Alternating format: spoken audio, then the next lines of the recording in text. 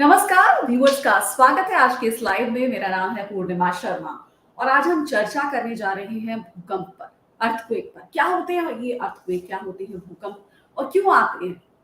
अगर हम Himalayan reason की बात करें तो अगर हिमालयन रीजन में भूकंप आता है तो उसका दिल्ली पर क्या असर होगा। दिल्ली में भूकंप का इतिहास क्या है, कितनी बार दिल्ली भूकंप से दहली है, कितने मैग्नीट्यूड का ये भूकंप आया है, कितनी उससे क्षति पहुंची है दिल्ली की इमारतों को, दिल्ली की बिल्डिंग्स को 1950 और 60 में अगर हम बात करें। और फॉल्ट लाइंस क्या होती हैं, धरती के नीचे कितनी एनर्जी स्टोर है जो कितनी मैग्नीट्यूड का भूकंप ला सकती है दिल्ली के नीचे। या हिमालयन रीजन की बात करें तो हिमालयन रीजन में या दिल्ली एनसीआर में कितने मैग्नीट्यूड का भूकंप आ सकता है। इन सभी पहलुओं पर बातचीत करने के लिए हमारे साथ मौजूद हैं, देहरादून से हमारे साथ जुड़े हैं Wadia Institute of Himalayan Geology के डायरेक्टर डॉक्टर कलाचंद साई। स्वागत है सर आपका इस कार्यक्रम। नमस्कार, थैंक यू वेरी मच। तो आपको सुनने के लिए सर बहुत लोग इस समय हमारे साथ लाइव जुड़े हैं और सभी जानना चाहते हैं दिल्ली कितनी सुरक्षित है।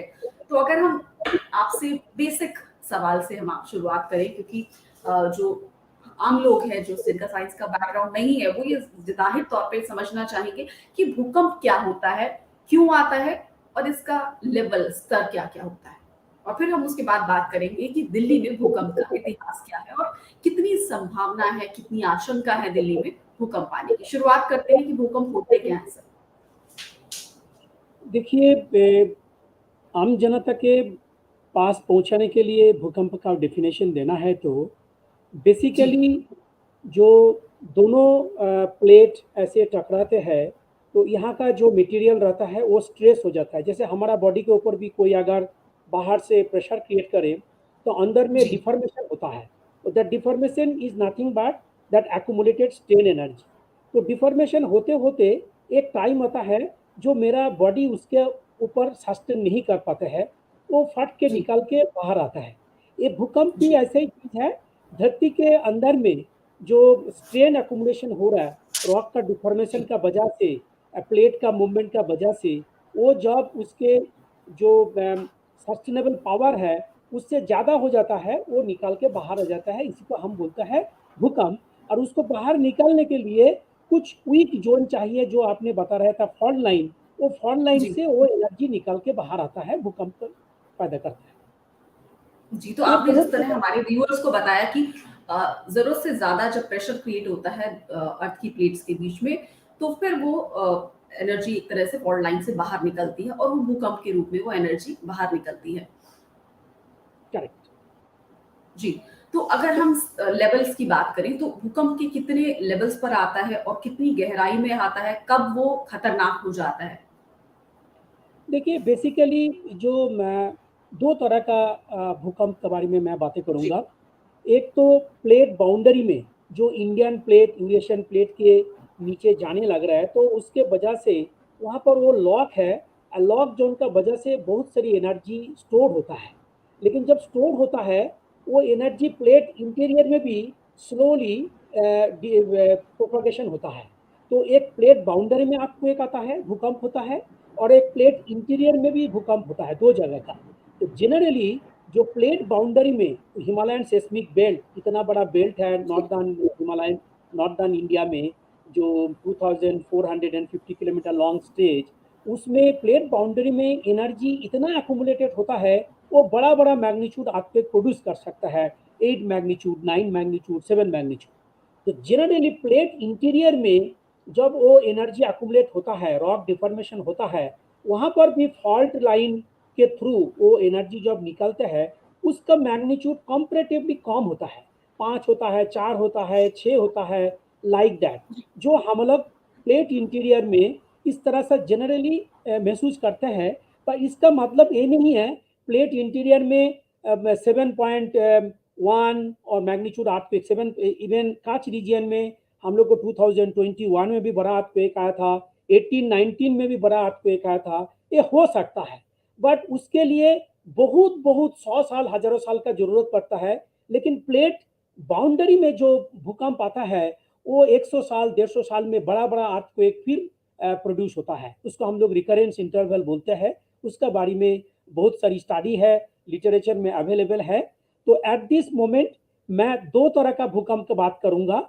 एक तो प्लेट बाउंड्री में जो बड़ा बड़ा अर्थक्वेक आता है, और एक है प्लेट इंटीरियर में जहां पर छोटा मात्रा में अर्थक्वेक आता है।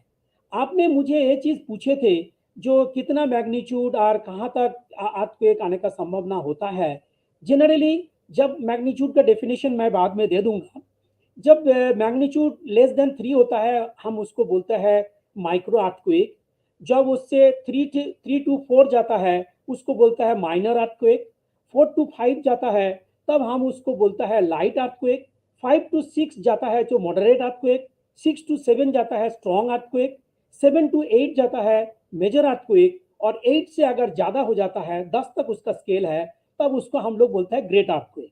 तो major earthquake and great earthquake generally cause damage, but जो 3-4 इवन 4.7 4.8 मैग्नीट्यूड अर्थक्वेक आता है वो सरफेस में उतना डैमेज नहीं करता है।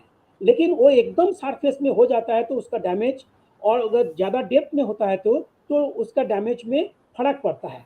अगर सेम अमाउंट ऑफ एनर्जी बहुत नीचे रिलीज होता है और सेम अमाउंट जी। ऑफ एनर्जी सरफेस में रिलीज होता है, तो सरफेस में जितना सारी स्ट्रक्चर्स है, प्रॉपर्टीज है, उसके ऊपर इम्पैक्ट बहुत ज़्यादा होता है। अभी सभी की जानकारी के लिए मैं ये कहना चाहूँगा, वो मैग्नीट्यूड होता क्या है। Magnitude is a measure of energy, how much energy जी। Is getting released. एंड उसका मैं सीधा एक एग्जांपल देता हूँ। जो हम लोग बोलते हैं 2 मैग्नीट्यूड, 3 मैग्नीट्यूड, 4 मैग्नीट्यूड, 6, 7। जनरली जो Hiroshima during second world war, Hiroshima में जो एटम बम गिरा था, 1 हिरोशिमा जी। Bomb equivalent to 6 magnitude earthquake. सभी को मालूम है ये 6 magnitude earthquake equivalent to 1 Hiroshima bomb. 1 Hiroshima bomb कितना मैसाकर किया था, उससे अंदाज कर जी। सकते हैं कितने अमाउंट ऑफ एनर्जी एक 6 मैग्नीट्यूड अर्थक्वेक में रहता है। 6 से जब 7 जाता है तो 6 में जितना एनर्जी निकालते हैं, 7 में उसका 32 टाइम्स निकालते हैं। फिर 7 से जब 8 में जाता है, 6 मैग्नीट्यूड का रेफरेंस में 32 इंटू 32 1024 टाइम्स एनर्जी जनरेट होता है। तो एक एक मैग्नीट्यूड जब इंक्रीज होता है वो एक्सपोनेंशियली एनर्जी को इंक्रीज करता है। इसलिए 7 मैग्नीट्यूड और 8 मैग्नीट्यूड में बहुत फर्क पड़ता है। जहां पर 4 मैग्नीट्यूड आपके कुछ डैमेज नहीं कर सकता है, 5 डैमेज नहीं कर सकता है, 6 आने से डैमेज करेगा, 7 आने से और ज़्यादा करेगा, 8 आने से बहुत ज़्यादा करेगा एक्सपोनेंशियली। ये है इसका मैग्नीट्यूड। एंड मैग्नीट्यूड मेजरमेंट करने के लिए हमारे पास एक फार्मूला भी है। जस्ट मैं समझाने के लिए कोशिश कर रहा हूँ मैग्नीट्यूड कैसे हम लोग निकालते हैं। जनरली हम लोग अर्थक्वेक को रिकॉर्ड करते हैं by a instrument we call seismograph. That seismograph से जहां पर अर्थक्वेक हुआ है वहां का डिस्टेंस को हम लोग बोलते हैं एपिसेंट्रल डिस्टेंस। तो जितना दूर में अर्थक्वेक होगा, एपिसेंट्रल डिस्टेंस उतना ज्यादा होगा। और जब हम सेस्मोमीटर से अर्थक्वेक रिकॉर्ड करते हैं, आप लोग देखे होंगे इस तरह सा सेस्मिक सिग्नल आता है, तो उसमें जो जी। मैक्सिमम एम्पलीट्यूड अगर हम लोग मिलीमीटर में देखेंगे, तो जितना मिलीमीटर एक पर्टिकुलर जगह में आएगा उसको हम लोग नोट कर लेंगे कि इतना मैग्नीट्यूड, इतना एम्पलीट्यूड आया है और इतना एपिसेंट्रल डिस्टेंस में आया है। एक वुड एंडरसन सेस्मोग्राफ है जिसका स्टैंडर्ड में कितना एपिसेंट्रल डिस्टेंस होने से कितना हमारा TP, the difference between the P arrival and the S arrival. तो पी अराइवल बहुत फास्ट मूव करता है, एस अराइवल स्लो मूव करता है। तो जितना डिस्टेंस जाता है तो दोनों का टाइम डिफरेंस होता है arrival of P wave and S wave का। तो उस वजह से हम लोगों को मालूम पड़ता है इतना मैग्नीट्यूड अर्थक्वेक फलाना जाएगा में हुआ है। जब हमारे पास नंबर ऑफ स्टेशन रहता है तो उससे जी। हम वो पता चल सकता है कहाँ पर अर्थक्वेक आया है और उसका मैग्नीट्यूड भी हम लोग निकाल सकते हैं। जी, तो कई पहलुओं पर आपने बताया कि कितने मैग्नीट्यूड का आता है, कितनी उससे नुकसान हो सकता है। अगर 6 मैग्नीट्यूड का 5 का आ रहा है तो वो शायद उतना नुकसान ना करे, लेकिन अगर वो 6 हो जाता है तो वो काफ़ी ज़्यादा नुकसान कर सकता है। अगर वो 7 मैग्नीट्यूड का हो जाता है तो वो 32 गुना ज़्यादा नुकसान करता है, और अगर वही 8 मैग्नीट्यूड का हो जाता है तो 1000 गुना से भी ज़्यादा नुकसान कर सकता है। अब जिस तरह से कितनी गहराई पर ये भूकंप आया है, इस बात पर भी ये निर्भर करता है कि कितनी गहराई में था ये भूकंप। और आपने बात की, अगर हम दिल्ली की बात करें तो भूकंप के लिहाज से दिल्ली कितनी सुरक्षित है? भूकंप का इतिहास क्या है दिल्ली में? कितनी बार दिल्ली में भूकंप आए हैं? और जो 6 मैग्नीट्यूड की बात कर रहे हैं, 6 मैग्नीट्यूड से ज़्यादा या 6.7 मैग्नीट्यूड या 1950-60 में या उससे पहले भी अगर हम देखें, तो दिल्ली में भूकंप का क्या इतिहास है? और कितनी आशंका है इस बात की कि दिल्ली के अगर हम बात करें तो ज़मीन के नीचे कितनी एनर्जी स्टोर्ड है और फॉल्ट लाइन के ज़रिए वो कहाँ-कहाँ रिलीज़ हो सकती है और कौन-कौन से जो इलाके हैं, वहाँ ज़्यादा संवेदनशील है वो भूकंप के लिहाज से? डॉक्टर देखिए, कलाचंद जब बताएँ। हम दिल्ली के बातें कर रहे हैं, दिल्ली जी, में दो तरह का सिचुएशन हम लोग को समझना है। एक तो दिल्ली एनसीआर रीजन, जहाँ पर ह्यूज पॉपुलेशन है, टॉल राइजिंग बिल्डिंग जी, है, बहुत सारी इंफ्रास्ट्रक्चर है, जो हमारा पावर के साथ, वाटर के साथ, रोड के साथ, बहुत तरह चीज़ों के साथ लाइफलाइन जुड़े हुए हैं। तो दिल्ली के हम लोग अगर इतिहास देखेंगे, तो वो इतिहास में दिल्ली में ही 1720 में एक 6.5 मैग्नीट्यूड अर्थक्वेक आया था। 1956 में भी अगर बुलंदशहर में भी एक अर्थक्वेक आया था, जिसका मैग्नीट्यूड था जी, 6.7। 1960 में भी गुड़गांव में एक अर्थक्वेक आया था, और जिसका मैग्नीट्यूड था 4.6.0। एंड 1994 में भी एक अर्थक्वेक आया था दिल्ली में, जिसके वजह से जी, हम लोग देखे हैं, जो जुमा मस्जिद का मिनारेट है, उसमें कुछ क्रैक आया था। तो दिल्ली रीजन में इटसेल्फ हम लोग को हिस्ट्री अगर देखेंगे, वो हिस्ट्री से पता चलता है दिस रीजन में अर्थक्वेक हुआ था। एक तो दिल्ली एनसीआर रीजन के अंदर अर्थक्वेक आने का संभावना जो पिछले हुआ है, उस हिस्ट्री को देखते हुए हम दिल्ली में अर्थक्वेक आने का संभावना को रूल आउट नहीं कर सकता है। लेकिन हमारा पास एट दिस मोमेंट हम सब सरफेस फीचर्स, सरफेस में geological features, tectonic features study करके ये बता सकता है कहाँ पर अर्थक्वेक आने का संभावना है। लेकिन कब आएगा, कितना एनर्जी लेकर के वो अर्थक्वेक आएगा, इसका बारे में जी, हमारा पास टेक्निक और मेथोडोलॉजी टाइम बिंग नहीं है। इसका वजह से हम वो प्रिडिक्शन, वो जो फोरकास्ट कर नहीं पा रहा है। लेकिन जी, हम लोग इसको हिस्ट्री देखेंगे, इसका इस रीजन का जियोलॉजिकल फीचर्स देखेंगे, तब इस रीजन जी, में हम जितना तारी वहाँ पर फॉल्ट है, I tell the name of the fault, ridge है, लिनियमेंट है, वो दिखाते हैं। एंड पार्टिकुलरली रोहतक रीजन में 2020 में भी हम लोग देखे थे, उस रीजन में 50-60 किलोमीटर रेडियस में कम से कम आज का डेट में हम 2000 से 22 तक अगर देखेंगे, तो अराउंड 475 अर्थक्वेक आए हैं। लेकिन वो अर्थक्वेक का मैग्नीट्यूड 1.2 से 4.9, 4 से 4.9 मैग्नीट्यूड ओनली 5 और 6 अर्थक्वेक हम देखे हैं। लेकिन हम एक बार बताए आपको, अगर 6 मैग्नीट्यूड अर्थक्वेक आने का संभावना है, जिसमें 2-3 मैग्नीट्यूड आए, तो मिलियन एंड मिलियन अर्थक्वेक होने से भी उतना अमाउंट ऑफ एनर्जी निकल नहीं पाता है। तो वो एनर्जी हमारा जो रॉक डिफॉर्मेशन हुआ है प्लेट इंटीरियर में, because of the northward movement of the Indian plate and coalition with the Eurasian plate जो हो रहा है, उसमें एनर्जी स्टोर्ड है। लेकिन एनर्जी कब निकलेगा और कितना अमाउंट लेके निकलेगा, वो हम अभी बता नहीं पा रहा है। लेकिन हिस्ट्री से पता चल रहा है वहां पर अर्थक्वेक खुद वहां पर उसी लोकेशन में अर्थक्वेक आया है। जो अर्थक्वेक 1950 में आया है, जो अर्थक्वेक 1720 में आया है, उस टाइम में जी, जितना पॉपुलेशन था, उसमें उस टाइम में जितना स्ट्रक्चर था, और आज का दिन में अगर 6 मैग्नीट्यूड अर्थक्वेक आए और 1960 में जो अर्थक्वेक आए 6 मैग्नीट्यूड, उसमें डैमेज में बहुत फर्क पड़ सकता है। क्योंकि अभी हमारा पॉपुलेशन भी बहुत हो गया, इंफ्रास्ट्रक्चर बहुत हो गया, टॉल राइजिंग बिल्डिंग बहुत आ गया ये 60 70 80 साल में। एंड इतना चीज़ों के ऊपर अगर हम लोग थोड़ा सा ध्यान भी दिए है, जे वहाँ का स्ट्रक्चर आपको एक रेजिलियंट होना चाहिए, तो we have to look into all this aspects. By looking into all this aspects, अभी दिल्ली रीजन एनसीआर रीजन में आपको एक आने जी, का संभावना का हम रूल आउट नहीं कर सकते, number one. Number two, Delhi NCR region मात्र 250 kilometre away from the Himalayan seismic belt, जहां पर बड़ा बड़ा अर्थक्वेक आने का जो हम बताए हैं, जो मेजर अर्थक्वेक, ग्रेट अर्थक्वेक का संभावना है। इवन 1991 में हम लोग का उत्तरकाशी अर्थक्वेक का झटका वहाँ पर महसूस हुआ था। 1999 का जो चामोली अर्थक्वेक उसका भी झटका महसूस हुआ। रिसेंटली जो अफगानिस्तान में अर्थक्वेक आया था उसका भी हम लोग को फेल्ट हुआ। गोरखा 2015 में जो हुआ वो भी फेल्ट हुआ है। और 1905 में भी जो कांगड़ा अर्थक्वेक हुआ था तो दिल्ली रीजन उससे काफी इम्पैक्ट पड़ा था। तो अभी दो सिचुएशन पैदा हो सकता है। एक, हिमालयन बेल्ट में अगर मेजर अर्थक्वेक, फिर मैं कह रहा हूँ हम लोग को प्रिडिक्शन अभी कर नहीं पा रहा हूँ, बट हम लोगों का जियोफिजिकल स्टडी से हम लोग स्टडी करके ये देखा है जो स्ट्रेन एनर्जी सबसर्फेस पे इतना मात्रा में एक्यूमुलेटेड है, अगर वो पूरा एनर्जी निकलेगा तो वो 8 magnitude 9 magnitude earthquake, 7 magnitude 8 magnitude earthquake, major earthquake और ग्रेट अर्थक्वेक प्रोड्यूस कर सकता है।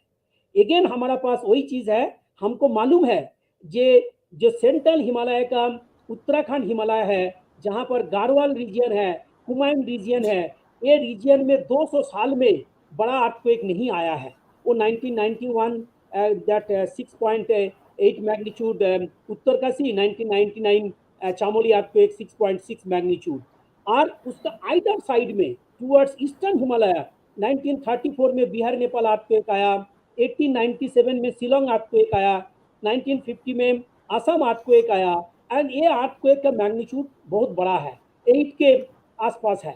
एंड अगर आप नॉर्थ वेस्टर्न में भी जाएंगे हिमाचल हिमालय में, तब भी वहां पर 1905 में कांगड़ा अर्थक्वेक 7.8 मैग्नीट्यूड आया था। लेकिन इस रीजन में इतना सारी हम लोग का जीपीएस स्टडी से, सेस्मोलॉजिकल स्टडी से पता चला है कि इतना एक्यूमुलेटेड एनर्जी है, वो कभी भी 7 मैग्नीट्यूड 8 मैग्नीट्यूड मेजर और ग्रेट अर्थक्वेक प्रोड्यूस कर सकते हैं। लेकिन अभी कैटेगोरिकली हम ये नहीं बता पा रहा है एट दिस मोमेंट वो कब आएगा जी और कितना मैग्नीट्यूड आके निकलेगा। इंटायर अमाउंट ऑफ एनर्जी जो सब सरफेस में एक्यूमुलेटेड है, व्हिच इज हैविंग कैपेबिलिटी, वो हम बड़ा अर्थक्वेक प्रोड्यूस करने का कैपेबिलिटी है, लेकिन उतना अमाउंट निकलेगा, उसका फ्रैक्शन ऑफ द एनर्जी निकलेगा, वो भी हम लोगों को पता नहीं है।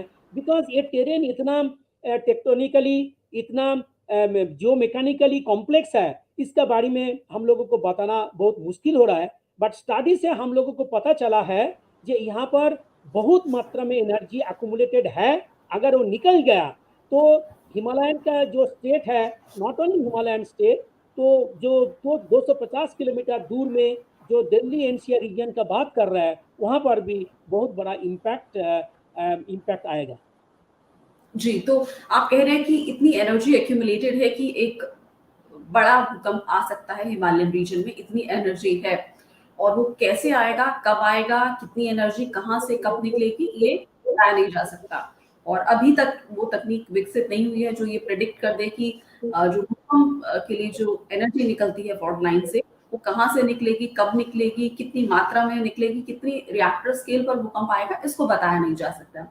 अब अगर जिस तरह हम बात करें कि दिल्ली में आपने पूरी क्रोनोलॉजी बताई कि किस तरह से दिल्ली में भूकंप आए, और तब इतना कंस्ट्रक्शन नहीं था, हाई राइज बिल्डिंग भी नहीं थी, तो उतना डैमेज, उतने बड़े अगर 6 रिएक्टर स्केल से ज्यादा भूकंप आए तो उनसे उतना डैमेज शायद नहीं हुआ होगा। और अगर अब जितनी हाई राइज बन गई हैं, कंस्ट्रक्शन बहुत हो गया है और एनर्जी भी उतनी है धरती के नीचे, जिससे बड़े रिएक्टर स्केल पर भूकंप आ सकता है। तो अगर आता है तो उससे शायद बहुत क्षति पहुंच सकती है, जान माल की भी। और तो अगर हम देखें इस लिहाज से, बिल्डिंग की जो कंस्ट्रक्शन होती है, जो ऑडिटिंग होती है बिल्डिंग्स की, उसमें क्या किन बातों का ध्यान रखा जाना चाहिए? जैसे कि हम अगर बात करें दिल्ली एनसीआर की, नोएडा की, गुड़गांव की, वहाँ बहुत हाई राइज बिल्डिंग बन गई हैं। क्या वो भूकंप के लिहाज से सुरक्षित हैं? अब जैसे हम कहते हैं कि सोहना में फॉल्ट लाइन है गुड़गांव के करीब, तो क्या वो अगर वहाँ हाई राइज बिल्डिंग बनी है और वहाँ फॉल्ट लाइन भी है, तो वो कितनी सुरक्षित है वो इमारतें? देखिए और किन बातों का ध्यान रखना चाहिए कंस्ट्रक्शन करते हुए इस जी, रीजन में खास तौर पर? देखिए अर्थक्वेक स्टडी के लिए हमारा देश में भी जो ब्यूरो ऑफ इंडियन स्टैंडर्ड कुछ जी, गाइडलाइन इम्प्लीमेंट करने के लिए कहा है। जब भी कहीं पर बिल्डिंग होगा, बिल्डिंग कितना फ्लोर तक जाएगा, वो डिपेंड करता है इंजीनियरिंग डिजाइन कैसे हो रहा है। अगर अर्थक्वेक रेजिलिएंट, जैसे जापान में बहुत ऊंचे ऊंचे टॉल राइजिंग बिल्डिंग है, तो बट वो लोग का जो इंजीनियर है उसके जो स्ट्रक्चर बनाया है, they have kept into mind that aspect. अगर 8 मैग्नीट्यूड, 7 मैग्नीट्यूड, 9 मैग्नीट्यूड अर्थक्वेक वो रीजन में, वहां पर कभी आपको तो वहाँ मालूम ही है, सभी को मालूम है, उस रीजन में बड़ा मात्रा का अर्थक्वेक आता है। जब आता है तब तो हम लोग देखते हैं बहुत रिड्यूस डैमेज होता है। सिमिलर मैग्नीट्यूड अर्थक्वेक अगर यहाँ पर थिक पॉपुलेटेड रीजन में, टॉल राइजिंग बिल्डिंग में अगर हम लोग को सेव करना है, तो BIS जो ब्यूरो ऑफ इंडियन स्टैंडर्ड जो गाइडलाइन दिए है, जो मटेरियल बिल्डिंग बनाने के लिए यूज करना है और जो उसका स्ट्रक्चर होना है, वो इंजीनियरिंग पॉइंट ऑफ व्यू वो अर्थक्वेक प्रूफ रेजिलिएंट होना है, नंबर 1। नंबर 2, आप भी बताए हैं, हम लोग को भी मालूम है, जब दिल्ली NCR रीजन में दिल्ली हरिद्वार रीज है, then that we have Delhi Sargar Ridge, we have Mathura fault line, we have some Muradabad fault line. So lot of fault line, lot of lineaments, Jumna River lineaments, both of lineaments and fault zone and ridge are there Delhi NCR region में। अगर हम लोगों को structure बनाना है, building बनाना है, तो we have, these are the weak zones. So we have to ji avoid those weak zones, first of all.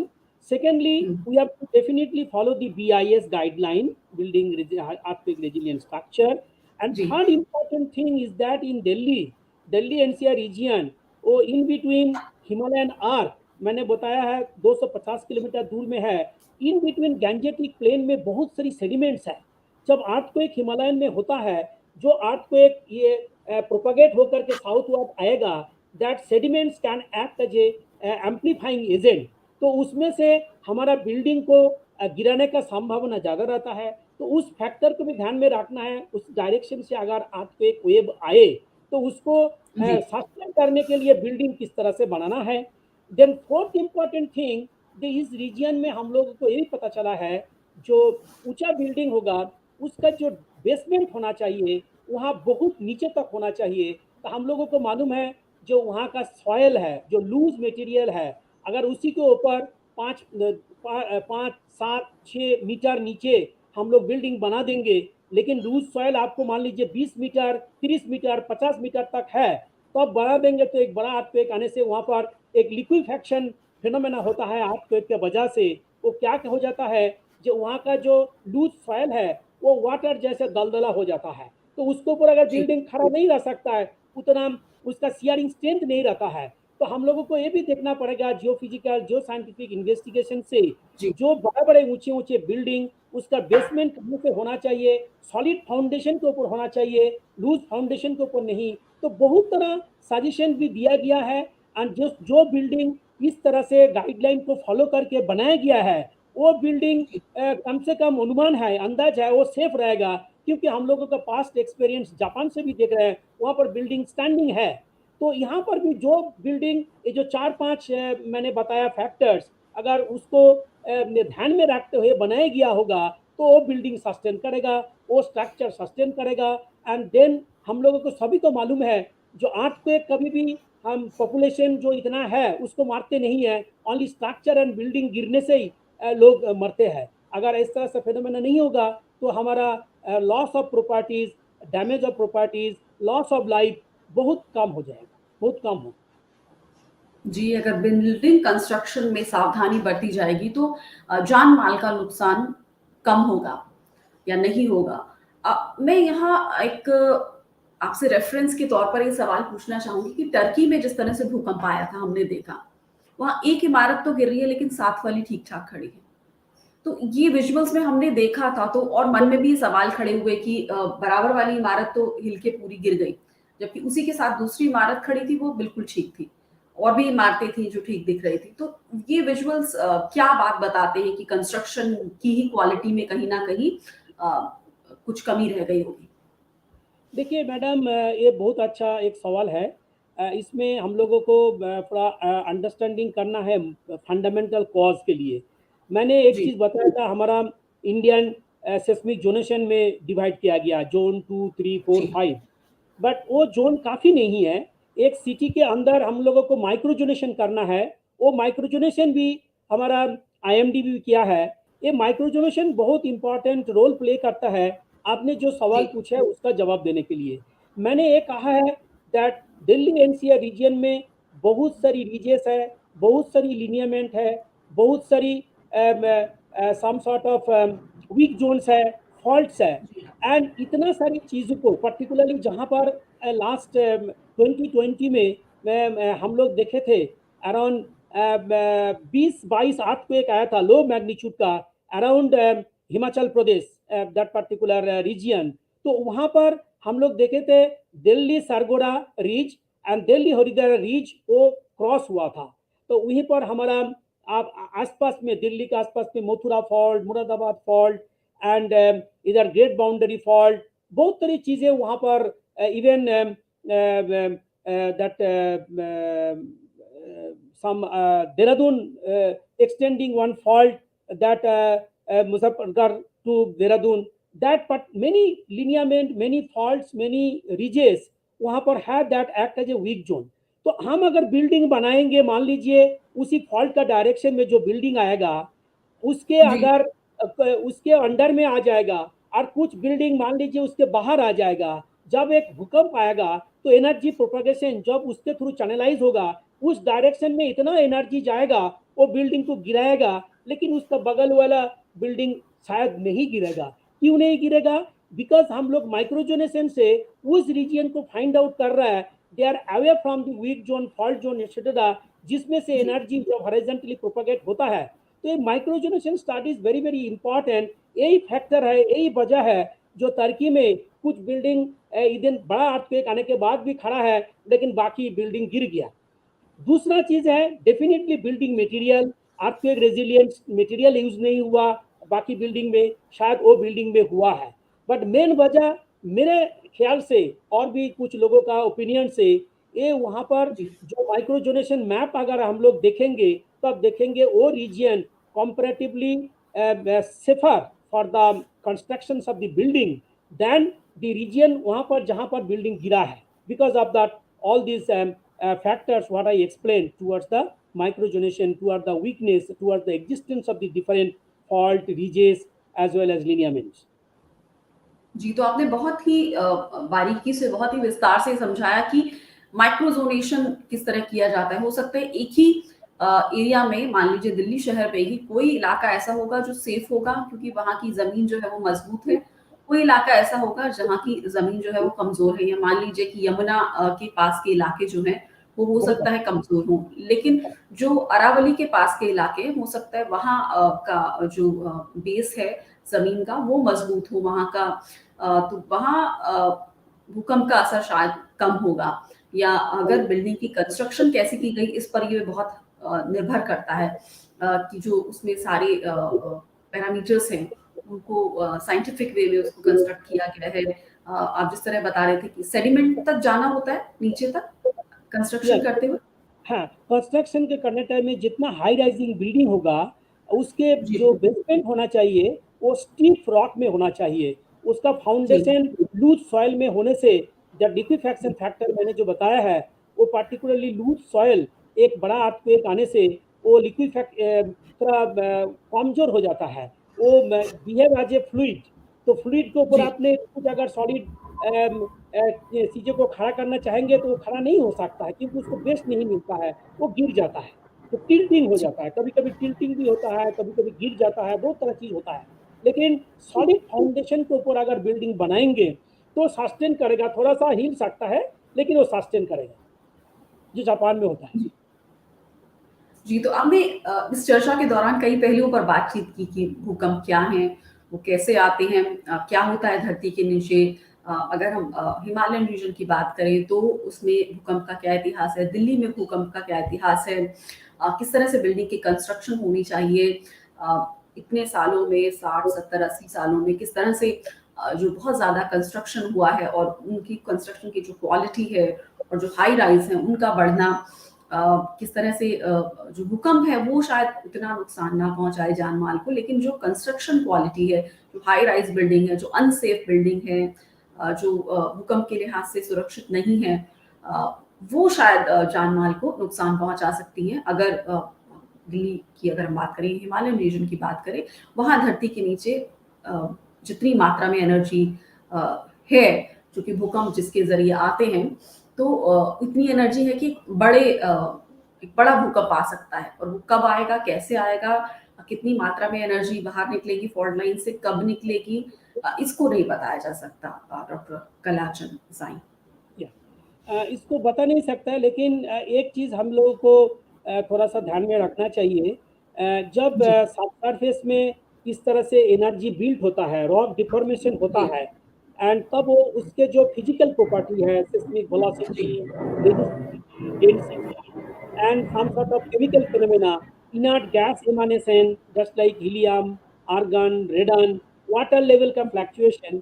तो हम लोग प्रिकर्सरी स्टडी करके ये देखे हैं, जे बिफोर वो एक मेन अर्थक्वेक, उसके पहले ये सब जो फिजिकल पैरामीटर की मैं बात कर रहा हूँ, और जो केमिकल चेंजेस के बात कर रहा है, जो टेक्निकल प्रॉपर्टीज का चेंज होता है, अगर उसको कंटिन्यूअसली मॉनिटर करे by placing some sort of sensitive instrument in the जी highly vulnerable seismic zone, तो उस स्पेशियो टेम्पोरल वेरिएशन से हमको ये पता चल सकता है, जिसको मैं प्रिकर्सरी बोल रहा हूँ। कभी मेन अर्थक्वेक आने के पहले उसका वेलोसिटी घट जाता है, उसका वाटर लेवल घट जाता है, रेडोन एमिनेशन ज़्यादा होता है, तो उसको अगर continuously at different space and time के साथ हम मेजर करें, अर्थक्वेक प्रिडिक्शन तो नहीं कर पा रहे हैं, लेकिन एटलीस्ट वो हमको एक इंडिकेशन दे सकता है, ये जी यहाँ पर कुछ एनोमेलस चीज होने जा रहा है। अगेन एग्जैक्टली कब होगा अगर नहीं भी बता पाएंगे, कुछ अंदाज हम लोग को महसूस होगा। तो प्रिकर्सरी स्टडी ऑफ द अर्थक्वेक अभी बहुत इंपॉर्टेंट है। बहुत जो हिमालयन बेल्ट में, पर्टिकुलरली कुमायून गाढ़वाल हिमालयन रीजन में हम लोग को ये लग रहा है कि 8 मैग्नीट्यूड अर्थक्वेक आने वाला है। अगर उस जगह में हम लोग इस तरह से सेंसिटिव इंस्ट्रूमेंट को बैठाएंगे, मॉनिटर करेंगे कंटिन्यूअसली रियल टाइम में, तो हो सके जी हमने इसका संधान और का बारे में हम लोगों को कुछ मिटिगेशन का बारे में, और आप उसी उसी जगह में लोगों को वहां से पहले से ही एडवांस अलर्ट करने से सक्षम होंगे। ये एक चीज हम लोगों को स्टडी करना चाहिए। अगर फर्दर हम लोगों को अर्थक्वेक प्रिडिक्शन नहीं होगा, तो अर्थक्वेक का नुकसान, अर्थक्वेक के वजह से जो हमारा डैमेज होता है, उसको कम जी करने के लिए ये स्टडी बहुत इंपॉर्टेंट है, नंबर वन। नंबर टू, एक चीज मैंने और भी बताना चाहता हूँ। जब वो सब सरफेस में वो फॉल्ट रीजियन में एनर्जी एक्यूमुलेटेड होता है, वो एनर्जी जब सडनली निकाल के आता है, वो हमको बड़ा मैग्नीट्यूड, डिपेंडिंग ऑन एनर्जी कितना रिलीज होता है, वो देता है। उसको हम बोलते हैं स्टिक स्लिप। तो हम लोगों को साइंटिफिक फैटर्निटी को ये देखना पड़ेगा, जो फॉल्ट रीजियन में एक्यूमुलेटेड स्ट्रेन है, अगर वो स्टिक स्लिप प्रोड्यूस ना करे। स्टिक स्लिप प्रोड्यूस का मतलब ये है कि वहां पर इतना एक्यूमुलेटेड एनर्जी सडनली निकल रहा है। अगर सडनली नहीं निकल के, अगर वो स्लोली, अगर हम लोग उसको कुछ मैकेनिज्म निकल सकता है, स्लोली वो एनर्जी को हम डिफ्यूज कर सकता है, तो वहां पर बड़ा अर्थक्वेक आने का जो संभावना, उसको हम लोग थोड़ा सा रिड्यूस कर सकता है। जैसे मैंने बताता हूँ, जो अगर एनर्जी एक्यूमुलेटेड सडनली रिलीज ना करके, उसको हम लोगों को फॉल्ट सेगमेंट को डिस्प्लेसमेंट जिस तरह से हुआ है, उसको कुछ चेंज कर सकते हैं by some way, that we have to think of it. I will come third point, that then we can reduce the damage और loss to the property structure human life. Russia में recently एक हम लोग webinar किए थे, उसमें एक जी साइंटिस्ट दिखाया from the field study, from the laboratory study, from the theoretical point of view, जहां पर 6 मैग्नीट्यूड का अर्थक्वेक आने का संभावना है, उस रीजियन में इलेक्ट्रोमैग्नेटिक जी वेव को प्रोपागेट किया है। वो इलेक्ट्रोमैग्नेटिक वेव से कुछ अर्थक्वेक वहां पर जस्ट जैसे इंड्यूस हो गया और ट्रिगर हो गया, and that trigger earthquake all have low magnitude. तो 6 मैग्नीट्यूड अर्थक्वेक का होने का वजह से, by sending electromagnetic wave, they produce that electromagnetic triggered low magnitude earthquake. मैं पहले बताया था, अगर लो मैग्नीट्यूड अर्थक्वेक होता है तो डैमेज नहीं होता। तो इस तरह से जी स्टोर एनर्जी को वो लोग डिफ्यूज किया है। तो डिफ्यूज जब कर देता है तो वहां पर हमला अगला जो अर्थक्वेक आने का संभावना था वो बहुत कम हो जाता है। बट वो स्टडी को भी लेबोरेटरी में करने का जरूरत है, साइंटिफिकली फिजिक्स को अंडरस्टैंडिंग करने का जरूरत है। इस तरह से हम लोग एक लो हाई मैग्नीट्यूड अर्थक्वेक को जो एनर्जी एक्युमुलेटेड था जो प्रोड्यूस करने से उसको डिफ्यूज कर रहा है by electromagnetic triggered low magnitude earthquake, so that हम लोगों को अगेन इस तरह से जो वहाँ का हिमालयन रीजन में लोग बहुत फियर में रहता है, यहाँ पर कभी भी किस तरह से अर्थक्वेक आ सकता है। तो हम लोग इस तरह से चीज़ों को करेंगे तो एक secured living and sustainable development Himalayan region में कर सकता है, दिल्ली रीजन में भी कर सकता है। अगर हम लोग को मालूम है इतना एनर्जी स्टोर्ड है, उसको अगर डिफ्यूज कर जी पाएंगे किसी तरह से, जैसे रशियन साइंटिस्ट पब्लिश लिटरेचर में है, दे हैव डन दैट। जी इन हिमालयन रीजन में हम लोगों को करने के लिए थोड़ा सा रिस्क होगा, बिकॉज हम ट्रिगर करें तो फिर कुछ हो सकता है। बट प्लेन रीजन में दिल्ली और मे बी फर्दर साउथ में वहाँ पर कर सकता है। ये मैं थ्री इम्पॉर्टेंट मैसेज देना चाहता हूँ हमारा सेस्मोलॉजिस्ट जी को, हमारा साइंटिस्ट को। इस तरह से सोचना है जब हम प्रिडिक्शन नहीं कर पा रहा, और प्रिडिक्शन करने से भी तो नेचुरल प्रोसेस को बंद नहीं कर पाएंगे, वो तो होगा, प्रिडिक्शन होने से भी हमारा नुकसान होगा। बट ये डिफ्यूजन, और हम पहले से इस तरह से जो स्टडी के बारे में, प्रिकर्सरी स्टडी के बारे में बता रहा है, अगर कर पाएंगे तो we can advance our research to mitigate earthquake hazards। जी, तो आपने बहुत महत्वपूर्ण जानकारी बताई। इस तरह आप बता रहे हैं कि किस तरह से प्री कर्सरी मेजरमेंट की आपने बात करी ऑफ अर्थक्वेक, और आपने किस तरह बताया कि जो एनर्जी है जो जिससे अर्थक्वेक आता है, जितनी धरती के नीचे होती है, दो प्लेटों के टकराने से जिस तरह एनर्जी बनती है और फिर वो फॉल्ट लाइन से बाहर निकलती है, तो उसको अगर डिफ्यूज किया जा सके किसी तरीके से, तो आपने बोला कि रशिया में इस तरह के एक्सपेरिमेंट हुए हैं, और हमें भी शायद इस तरह के देखने चाहिए कि किस तरह से साउथ में या प्लेन रीजन में जो सदर्न पार्ट ऑफ इंडिया है वहाँ पर, या फिर जो और प्लेन रीजन है वहाँ पर हमें ये देखना चाहिए कि किस तरह से अगर एनर्जी को डिफ्यूज किया जाए इस दिशा में, और रिसर्च होती रहनी चाहिए और देखना चाहिए, क्योंकि अर्थक्वेक का प्रेडिक्शन कर भी दें तो नुकसान तो होगा ही, लेकिन उस नुकसान को कैसे रोका जाए, उसका क्या समाधान हो, हमें इस दिशा में सोचना चाहिए कि अर्थक्वेक का अगर हम बता भी दें कि अर्थक्वेक आ सकता है, इतना आ जाएगा, तो लेकिन उस नुकसान को कैसे रोका जाए वो ज़्यादा महत्वपूर्ण है, वो ज़्यादा मायने रखता है कि हम सॉल्यूशन क्या बता रहे हैं। तो अगर हमारे पास रिसर्च के द्वारा दूसरे देशों में किस तरह की स्टडी हो रही है, उस एनर्जी को जिस जो जब बाहर निकलती है अर्थक्वेक के तौर पर, उसे अगर डिफ्यूज किया जा सके तो बहुत सारे नुकसान से बचा जा सकता है, जान माल के नुकसान से भी बचा जा सकता है। तो जो हमारे जियोलॉजिस्ट हैं वो अगर इस दिशा में रिसर्च करें, आगे बढ़ें, और विज्ञान इस क्षेत्र में और गहन तरीके से स्टडी करें, तो हमें शायद समाधान मिल सकते हैं। डॉक्टर कलाचंद साई। या आपने बहुत अच्छा समराइज किए मैंने जो बताया है, एंड जी हम लोग को इसी दिशा में काम भी करना चाहिए। एक तो अर्थक्वेक प्रोसेस को कॉम्प्रिहेंड करना चाहिए, किस तरह से होता है जी इसको जानना चाहिए, लेकिन उसी नॉलेज को फिर हम लोगों को ऐसा नॉलेज को लेकर के आगे जाना चाहिए जिसमें हम नुकसान को जिसमें हम जो भी डैमेज हो रहा है उसको कम कर सकता है। उसी दिशा में हम लोग को सोचने का टाइम है आया है। और हम लोग ईच इवेंट के बाद लेसन लर्न करते हैं।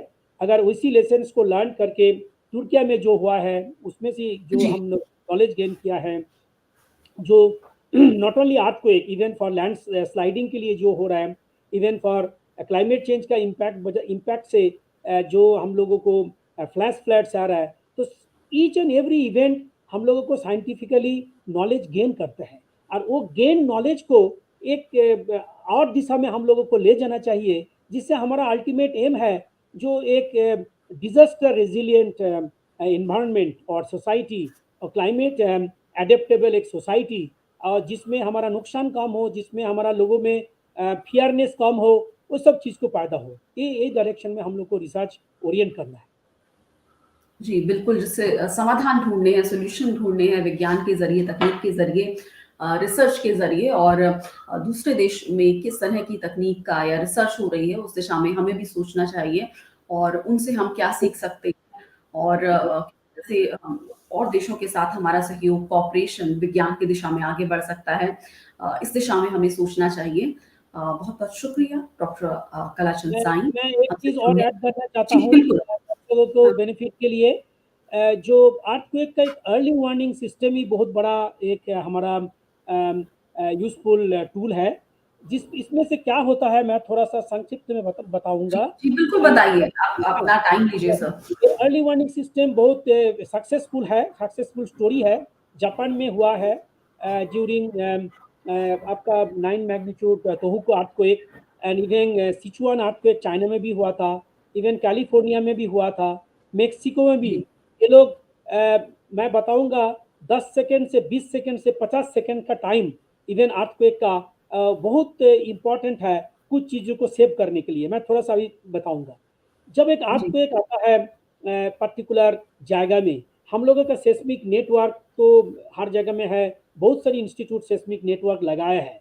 तो वो सेस्मिक जी, नेटवर्क से हमको पता चलता है कहाँ पर अर्थक्वेक आया है, नंबर 1।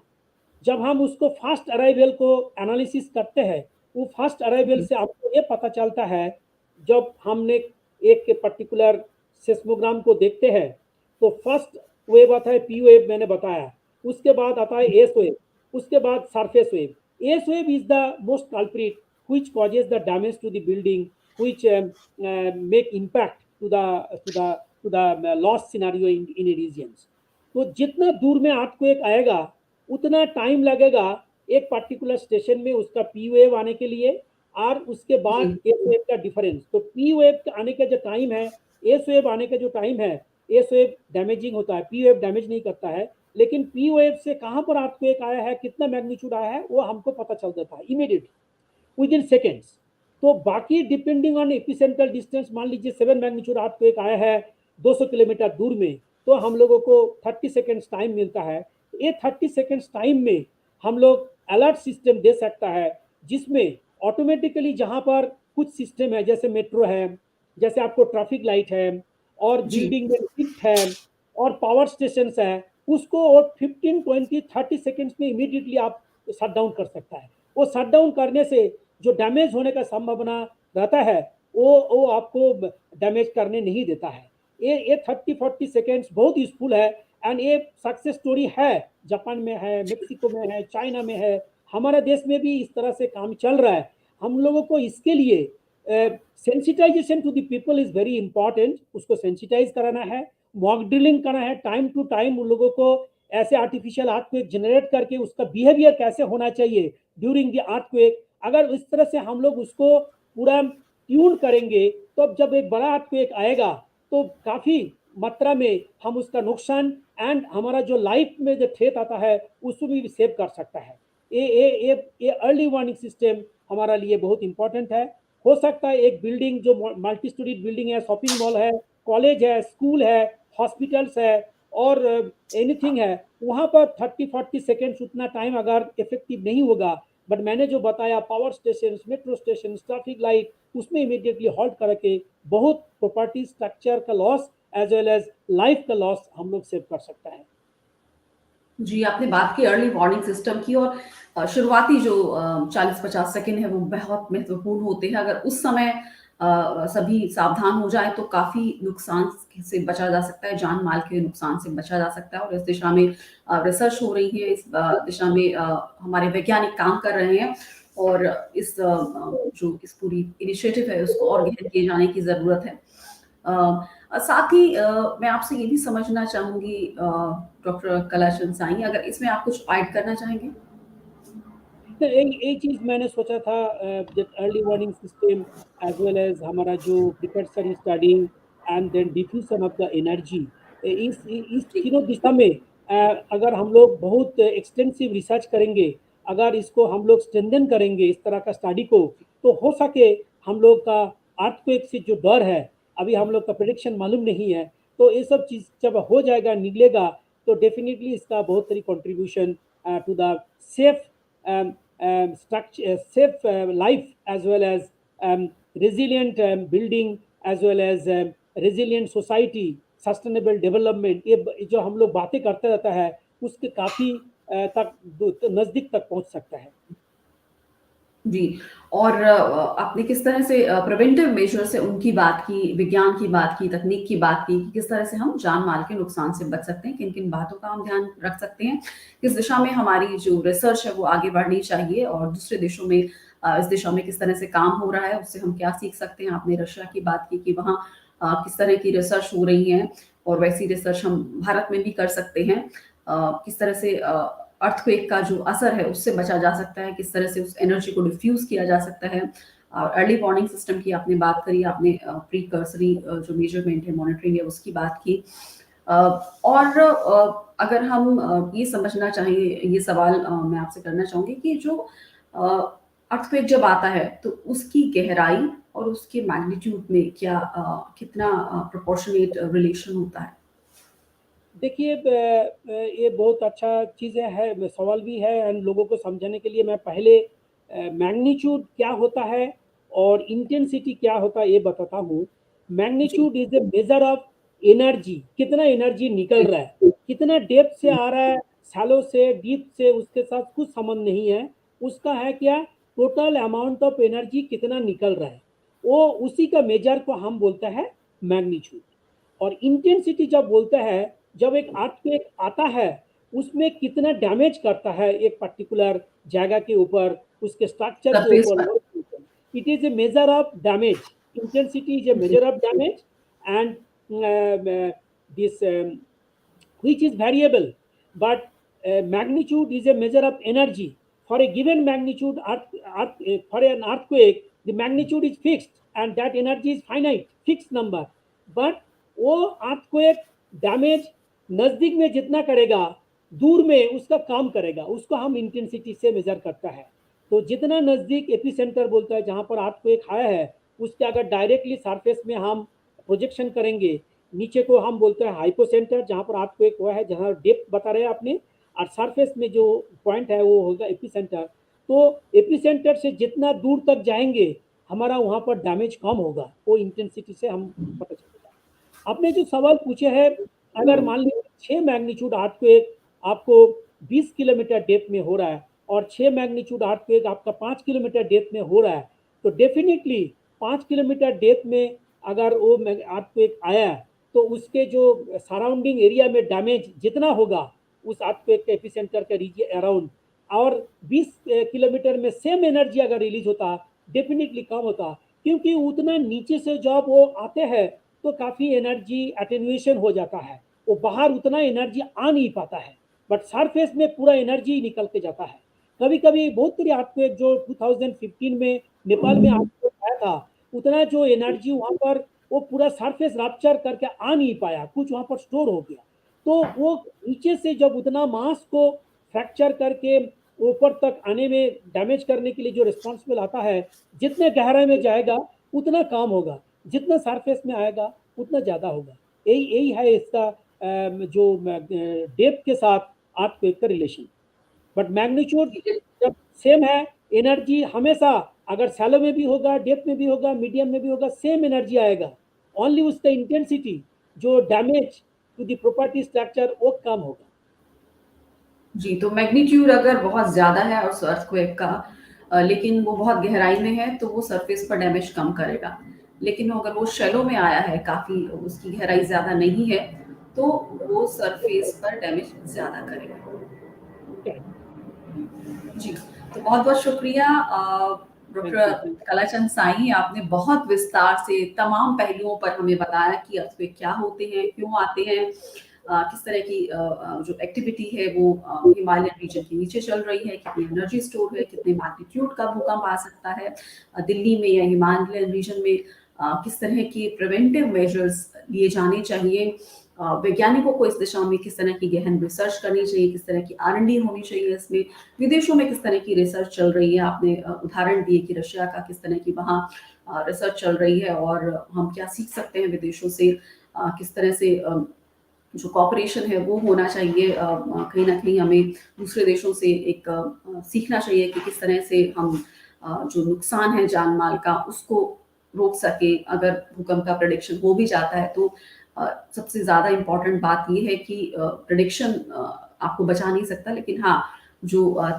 उस दिशा में जो प्रिवेंटिव मेजर्स हैं, अर्ली वार्निंग सिस्टम की आपने बात की, आपने जो प्रीकर्सरी मेजरमेंट है, मॉनिटरिंग है, उसकी बात करी आपने। कई पहलुओं पर बात की कि जो शुरुआती 40-50 सेकंड है, वो बहुत इम्पोर्टेंट होती है, तो उसको आपने अर्ली वार्निंग सिस्टम से जोड़ के बताया कि किस तरह से जो मूवमेंट है उसे रोका जा सकता है, चाहे मेट्रो का मूवमेंट है, ट्रैफिक का मूवमेंट है, ट्रैफिक लाइट्स है। अगर वो 40-50 सेकंड में हम फौरन एक्शन ले लें तो शायद जान माल के नुकसान से बचा जा सकता है। और बहुत विस्तार से आपने भूकंप से जुड़े तमाम पहलुओं पर हमसे बातचीत की। इसके लिए आपका बहुत-बहुत शुक्रिया। और हम फिर से आपसे इस दिशा में जो रिसर्च हो रही है उस पर बातचीत करने की कोशिश करेंगे और जानने की कोशिश करेंगे कि हमारे पास क्या समाधान उपलब्ध हैं। वैज्ञानिक, हमारे जियोलॉजिस्ट इस दिशा में क्या काम कर रहे हैं और किस तरह से जो डिज़ास्टर हैं उनसे बचा जा सकता है और तकनीक हमारी कैसे मदद कर सकती है, विज्ञान हमारी इसमें कैसे मदद कर सकता है। बहुत-बहुत शुक्रिया डॉक्टर कलाचंद साईं, हमसे बात करने के लिए, हमें समय देने के लिए और तमाम पहलुओं पर विस्तार से जानकारी देने के लिए आपका बहुत-बहुत शुक्रिया।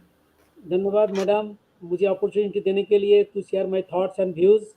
आपके चैनल के माध्यम से दूर-दूर तक पहुँचेगा, हम लोग इस रिसर्च को और आगे एडवांस कर पाएँगे। अल्टीमेट एम तो हमारा यही होगा कि हम किस तरह से एक सिक्योर्ड सोसाइटी, एक सेफ्टी दे सकता है लोगों को, मन में कुछ डर पैदा ना हो। इसी दिशा में रिसर्च को आगे बढ़ाने के लिए हम बाकी लोगों को अगर इस तरह से एक साथ में अगर कुछ इनोवेटिव आइडियाज़ आ जाता है तो that will be very very helpful. Thank you. जी, बहुत-बहुत शुक्रिया डॉक्टर कलाचंद साईं। हम जैसे अपने दर्शकों को बता दें कि हमारे देश के बड़े वैज्ञानिक हैं doctor Kalachand Sain, Wadia Institute of Himalayan Geology के डायरेक्टर हैं। इनसे समय मिलना आसान नहीं होता। बहुत कई समय तक मुझे इंतज़ार करना पड़ा इनका समय लेने के लिए और आपने हमें समय दिया, इसके लिए हम आपका शुक्रिया अदा करते हैं और बहुत-बहुत शुक्रिया हमसे जुड़ने के लिए, हमारे व्यूअर्स को जानकारी देने के लिए। धन्यवाद। Thank you madam. धन्यवाद। तो अगर आपको ये वीडियो पसंद आया और ये चर्चा आपको लगा कि इससे आपको जानकारी मिली